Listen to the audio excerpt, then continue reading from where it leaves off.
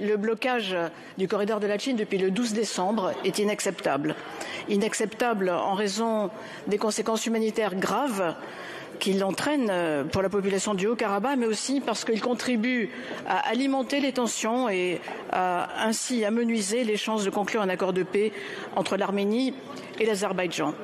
Alors nous le redisons, la libre circulation doit être rétablie sans délai. En effet, la Cour internationale de justice a rendu le 22 février une ordonnance confirmant qu'il s'agit bien d'une obligation pour l'Azerbaïdjan. La Cour a dit le droit et donc le droit doit être respecté.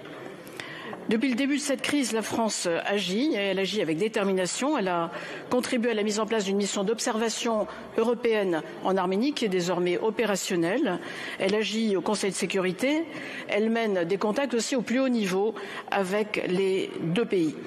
Et elle a également doublé son soutien aux actions du Comité international de la Croix-Rouge sur place qui distribue l'aide humanitaire. Bien sûr, la priorité immédiate reste le déblocage du corridor.